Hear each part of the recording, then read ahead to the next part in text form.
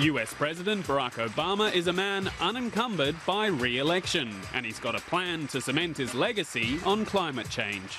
We're the first generation to feel the impact of climate change and the last generation that can do something about it.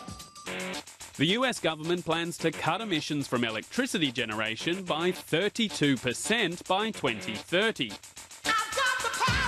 The plan is to use the executive powers of the Environmental Protection Agency to force US states to come up with their own plans to meet those targets. But if a state doesn't comply by 2018, the feds will force a cap-and-trade system on them. The EPA is setting the first ever nationwide standards to end the limitless dumping of carbon pollution from power plants. The Clean Power Plan also calls for 28% of electricity to come from renewable sources by 2030. States won't get credit for switching to lower-emitting gas power, but nuclear power will get incentives.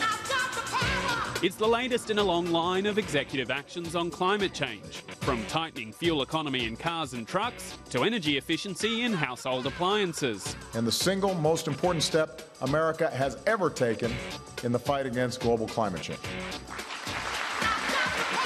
But the regulations will face a battle in the courts. 14 states and the coal industry have already said they'll sue.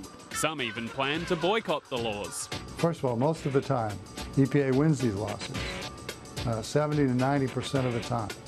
So just because someone files a lawsuit doesn't mean they're going to win. Most likely, they lose. The biggest losers of this plan is not going to be the coal industry that we represent or the fossil energy producers. It's going to be the American consumers, because they're going to have to pay more. But whatever the outcome, the plan has put climate change firmly on the agenda of the presidential race, because whoever wins will have to implement it.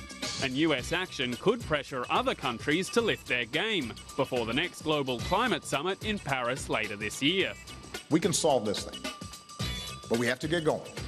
It's exactly the kind of challenge that's big enough to remind us that we're all in this together. So is this a clever way to get around a hostile Congress and reticent states, or a Hail Mary play at cementing a legacy in the last gasp of a presidency?